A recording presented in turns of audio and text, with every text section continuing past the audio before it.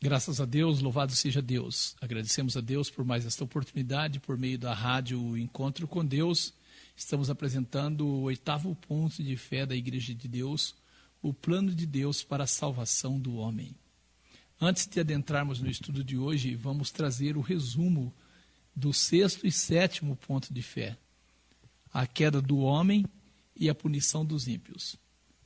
No 6º ponto de fé, nós mostramos por meio das Escrituras que é impossível uma pessoa acessar a salvação se não conseguir crer que é um descendente de Adão. Mostramos que em todas as Escrituras a queda de Adão e Eva é entendida como a queda de toda a humanidade. Que o diabo conseguiu enganar toda a humanidade um dia.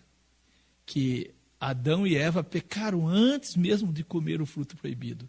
Que comer o fruto foi a consequência de duvidarem da palavra de Deus.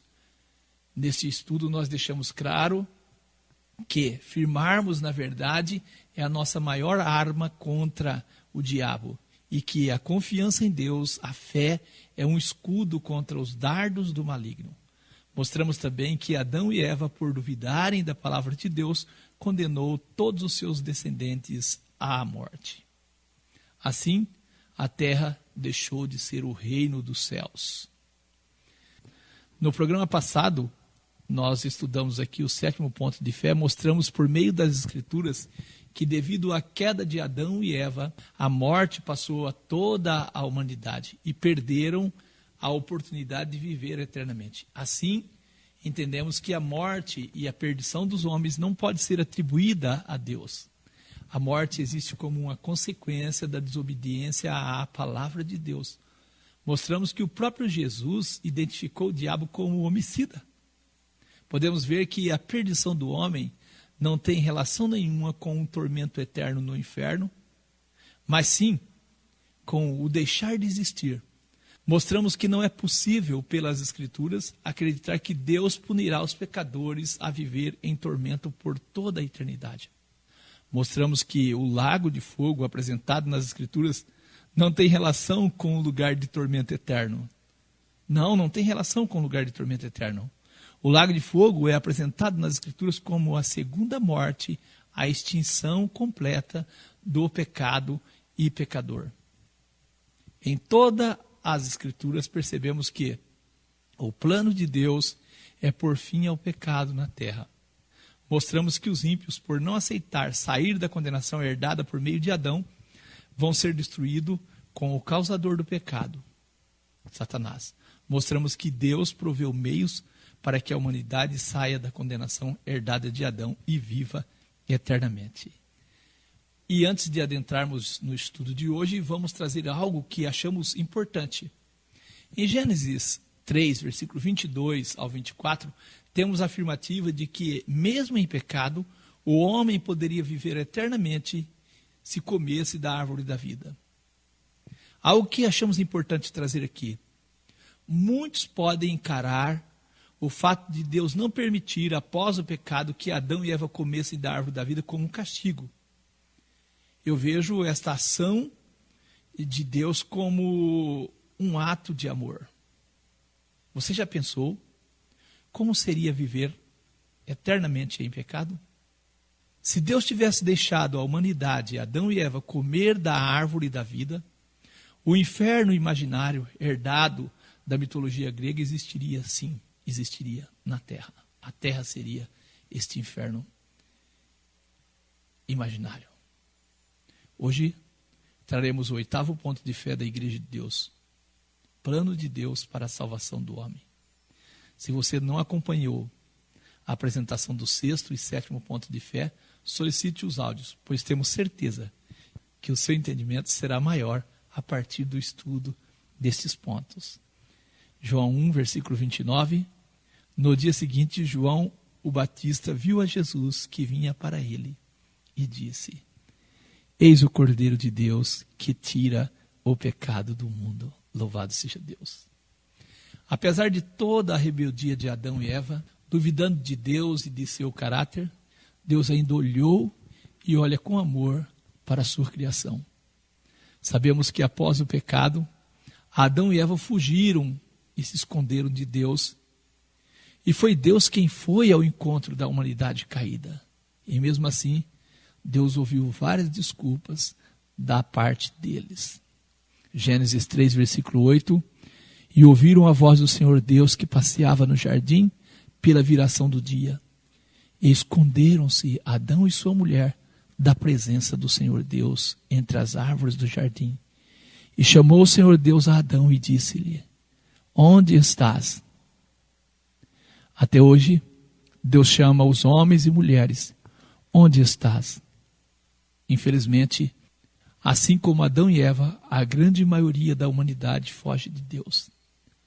Nesse sentido, o profeta Isaías diz: eis que a mão do Senhor não está encolhida, para que não possa salvar, nem agravado os seus ouvidos para não poder ouvir.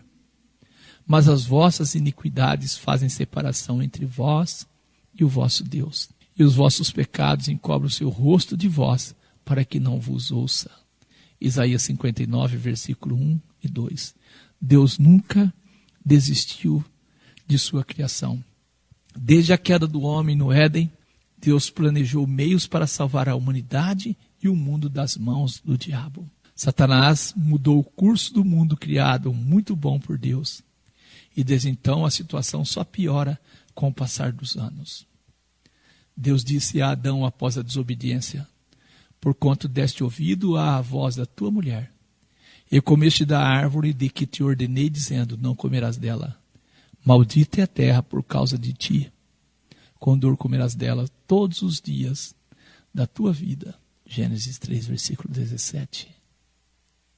Após a queda da humanidade, Deus disse ao diabo: eu porei inimizade entre ti e a mulher, entre a tua semente e a sua semente. Esta te ferirá a cabeça, e tu lhe ferirás o calcanhar. Gênesis 3, versículo 15. Em Gênesis 3, no versículo 15, nós identificamos a promessa de um Salvador, alguém que venceria o diabo. Muita gente não consegue acreditar no relato de Gênesis, porém todas as escrituras só encontram sentido se acreditarmos que Deus criou o mundo para ser o seu reino. Eva duvidou da palavra de Deus e desobedeceu à palavra de Deus. Por causa da desobediência de Eva e Adão, o inimigo conseguiu trazer a maldição à terra. Até no meio da cristandade, há muita dificuldade em entender o plano de Deus para a salvação da humanidade e do mundo. E essa dificuldade, eu quero dizer, é fruto de ideias tomadas fora das Escrituras. O plano de Deus para a salvação apresentado nas Escrituras não inclui a destruição da terra, levar alguém ao céu, um estágio em um purgatório, a mediação dos santos mortos em favor dos vivos, não inclui. Assim também eu quero dizer, a perdição apresentada nas Escrituras não tem relação nenhuma com o inferno da mitologia grega. O plano da salvação é uma proposta para reverter as consequências da má escolha de Adão e Eva. Então, a partir de Gênesis 3 e 15, vamos explorar as Escrituras na busca do plano de Deus para a salvação da humanidade e do mundo. Gênesis 3, versículo 14 e 15, então o Senhor Deus disse à serpente: porquanto fizeste isto, maldito serás mais que todas as feras e mais que todos os animais do campo. Sobre o teu ventre andarás, e pó comerás todos os dias da tua vida. E porei inimizade entre ti e a mulher, entre a tua semente e a sua semente. Esta te ferirá a cabeça, e tu lhe ferirás o calcanhar. A Nova Tradução Internacional, ela diz assim: porei inimizade entre a sua descendência e o descendente dela, o descendente da mulher. Nesse diálogo de Deus com o diabo, temos informações importantes. Haveria inimizade entre a semente do maligno e a semente da mulher.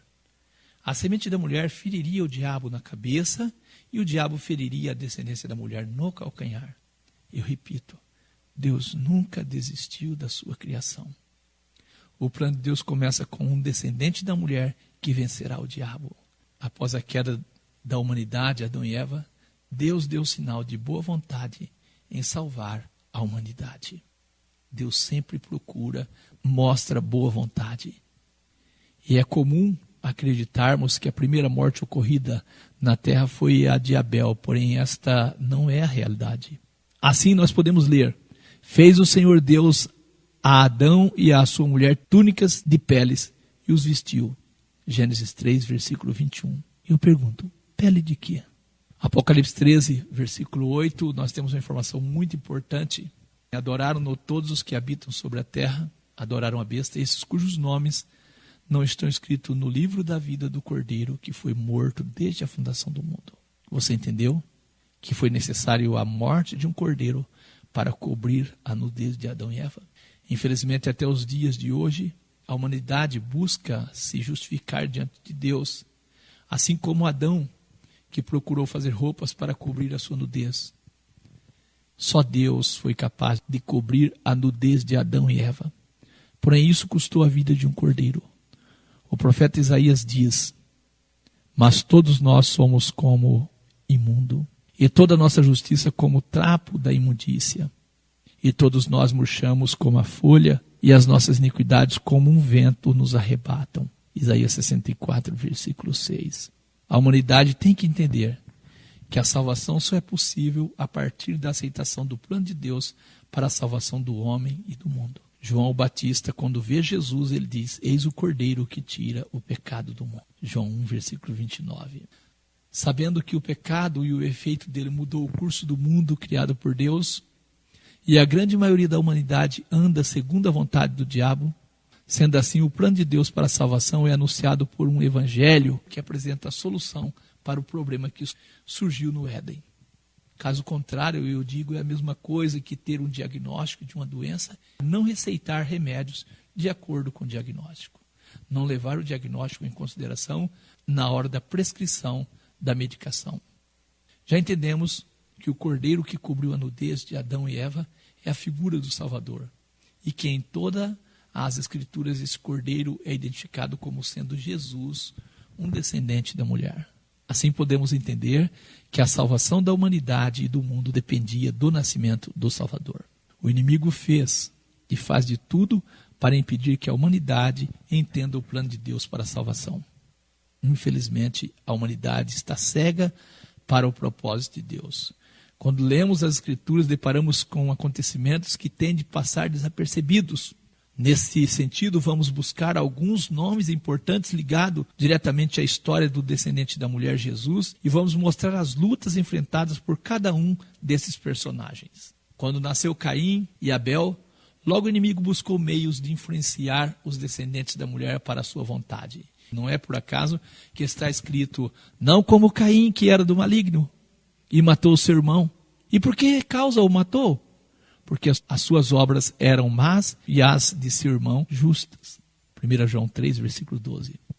Daí em diante o diabo trabalhou para misturar as sementes, trigo e joio, para que o plano da salvação perdesse o sentido. A mistura que o diabo fez, eu digo, foi tão grande, que a quantidade de pessoas salvas no dilúvio é uma demonstração do quanto o diabo tinha o controle do mundo nos dias de Noé. Assim, por meio do dilúvio, Deus enfraqueceu a influência do diabo sobre os homens. Porém, os homens, descendentes de Noé, logo se desviaram também de Deus. Então, assim, Deus chama Abraão e faz promessas de, por meio dele, abençoar todas as famílias da terra. Gênesis 12, versículo 1 ao 3. Ora, o Senhor disse a Abrão, sai-te da tua terra, da tua parentela e da casa do teu pai, para a terra que eu te mostrarei. E far-te-ei uma grande nação, abençoar-te-ei, engrandecerei o teu nome, e tu serás uma bênção. E abençoarei os que te abençoarem, e amaldiçoarei os que te amaldiçoarem. E em ti serão benditas todas as famílias da terra. Em ti serão benditas todas as famílias da terra. Você não acha estranho Abraão casar com uma mulher estéril? Você não acha estranho? Não é estranho também Isaac casar com uma mulher estéril? Gênesis 25, versículo 21, Isaac orou insistentemente ao Senhor por sua mulher, porquanto era estéril. E o Senhor ouviu as suas orações e Rebeca, sua mulher, concebeu. Outro fato que eu quero trazer aqui, que não é um acaso, foi o juramento de morte que Esaú fez a Jacó. Quando Esaú sentiu que foi enganado, ele jurou matar o seu irmão. Esaú odiou a Jacó por causa daquela bênção que seu pai tinha abençoado. Esaú disse no seu coração, chegar-se-ão os dias de luto de meu pai e matarei a Jacó, meu irmão. Não temos dúvida que a intenção do diabo era pôr fim ao plano de Deus para a salvação da humanidade. Deus forma, então, uma nação para dar cumprimento ao plano da salvação. Gênesis 35, versículo 10 e 11. E disse Deus falou para Jacó: o teu nome é Jacó? Não te chamará mais Jacó, mas Israel será o teu nome. E chamou-lhe Israel. E disse-lhe mais Deus: eu sou Deus Todo-Poderoso. Frutifica e multiplica-te uma nação, e uma multidão de nações sairá de ti. E reis procederão dos teus lombos. Reis procederão dos teus lombos. Jacó teve 12 filhos que formaram a nação de Israel. Deus pretendia que esta nação mantivesse seu plano e anunciasse ao mundo o Salvador. Isaías 51, versículo 1 ao 4. Ouve-me vós que seguis a justiça, os que buscai ao Senhor, olhai para a rocha de onde foste cortado, e para a caverna do poço aonde foste cavado. Olhai para Abraão, vosso pai, e para Sara que vos deu a luz, porque sendo ele só, o chamei, e o abençoei, e o multipliquei. Isaías 51, versículo 1 ao 3. Acredito não ser necessário falar do comportamento da nação de Israel e de seus reis. Infelizmente fracassaram. Será por acaso esse fracasso? Vou trazer aqui um texto para que você entenda um pouco do plano de Deus para o nascimento do Salvador, para o cumprimento da promessa feita no Éden. Lucas 3, versículo 34 ao 38, a genealogia de Jesus. E Judá nasceu de Jacó, Jacó nasceu de Isaque, Isaque nasceu de Abraão, Abraão nasceu de Tera, Tera nasceu de Nacor, Nacor nasceu de Serugue, e Serugue nasceu de Regal, e Regal nasceu de Falegue, e Falegue nasceu de Eber, e Eber nasceu de Sala, e Sala nasceu de Cainã, e Cainã de Arfaxade, e Arfaxade nasceu de Sem, e Sem nasceu de Noé, e Noé nasceu de Lameque, e Lameque nasceu de Matusalém, Matusalém nasceu de Enoque, e Enoque de Jarete, e Jarete nasceu de Maleleel, e Maleleel nasceu de Cainã, e Cainã nasceu de Enos, e Enos nasceu de Sete, e Sete nasceu de Adão, e Adão de Deus. Assim, a partir da descendência de Adão e Eva, Deus levantou o Salvador. Alguém ousaria dizer que Deus não planejou tudo? Alguém ousaria dizer? Você sabia que anjos de Deus louvaram a Deus no dia do nascimento de Jesus? Lucas 2, versículo 13 e 14. E no mesmo instante, apareceu com o anjo uma multidão dos exércitos celestiais louvando a Deus e dizendo: glória a Deus nas alturas, paz na terra, boa vontade para com os homens. Os anjos de Deus sabiam da importância deste acontecimento para a terra e para os homens, o nascimento do Salvador. Por isso eles louvavam a Deus e glorificavam, exaltavam a Deus. Eles diziam: glória a Deus nas alturas, paz na terra, boa vontade para com os homens. Deus tem mostrado boa vontade para com todos nós. Apesar de todo o comportamento da humanidade, Deus tem boa vontade de salvar a humanidade da influência do diabo. Deus levantou o irmão Paulo para pregar o evangelho que tem o poder de livrar a humanidade do poder de Satanás. Este evangelho, Jesus testificou dele, os seus discípulos anunciaram ele. Atos 26, versículo 16 ao 18, Jesus disse ao irmão Paulo: levanta-te e põe-te sobre os teus pés, porque te apareci por isso, para te pôr por ministro e testemunha tanto das coisas que tem visto, como daquelas pelas quais te aparecerei ainda, livrando-te deste povo e dos gentios a quem agora te envio, para lhes abrires os olhos e das trevas os converteres à luz e do poder de Satanás a Deus, a fim de que recebam a remissão de pecados e herança entre os que são santificados pela fé em mim. Adão condenou a sua descendência ao pecado. Jesus salva os homens do pecado. Ouça as palavras do anjo: e dará à luz um filho, e chamarás o seu nome Jesus, porque ele salvará o seu povo dos seus pecados. Mateus 1, versículo 21. Também temos um registro em Efésios 2, versículo 1 ao 3. E vos vivificou, estando vós mortos em ofensas e pecados, em que noutro tempo andasse segundo o curso desse mundo, segundo o príncipe das potestades do ar, do espírito que agora opera nos filhos da desobediência, entre os quais todos nós também Antes andávamos nos desejos da nossa carne, fazendo a vontade da carne e dos pensamentos. E éramos por natureza filhos da ira, como os outros também. Éramos filhos da ira, como os outros também. Infelizmente, a grande maioria da nação de Israel recusou aceitar que Jesus é o Messias, o Salvador do mundo. João 1, versículo 11 ao 13. Veio para o que era seu, e os seus não o receberam. Mas a todos quanto o receberam, deu-lhes o poder de serem feitos filhos de Deus, aos que creem no seu nome, os quais não nasceram do sangue, nem da vontade da carne, nem da vontade do homem, mas de Deus. Eu trago aqui uma pergunta. Você já imaginou como seria o mundo se Israel tivesse recebido a Jesus? Já imaginou? Você já imaginou? Eu digo, Deus tem dado à humanidade a oportunidade de um novo nascimento por meio do arrependimento e batismo. João 3, versículo 3 ao 6, palavras de Jesus. Jesus respondeu e disse a Nicodemos: na verdade te digo, que aquele que não nascer de novo não pode ver o reino de Deus. E disse-lhe Nicodemos: como pode um homem nascer sendo velho? Pode porventura tornar a entrar no ventre de sua mãe e nascer? Jesus respondeu: na verdade te digo, que aquele que não nascer da água e do Espírito não pode entrar no reino de Deus. O que é nascido da carne é carne, o que é nascido do Espírito é Espírito. Podemos entender que por meio do batismo, a humanidade sai da condenação recaída a ela por ser descendência de Adão. E sendo de Jesus agora, por meio do batismo, a pessoa passa a ser um descendente de Abraão. Deus te dá a oportunidade de mudar a sua condição. Assim nós temos um registro em Gálatas 3, versículo 26 ao 29. Porque todos sois filhos de Deus pela fé em Cristo Jesus. Somos filhos de Deus pela fé em Cristo Jesus. Porque todos quanto fostes batizados em Cristo, já vos revestiste de Cristo. Revestiste de Cristo. Nisso não há judeu nem grego, não há servo nem livre, não há macho nem fêmea, porque todos vós sois um em Cristo Jesus. E se sois de Cristo, então sois descendência de Abraão e herdeiros conforme a promessa. Louvado seja Deus. Gálatas 3, versículo 14.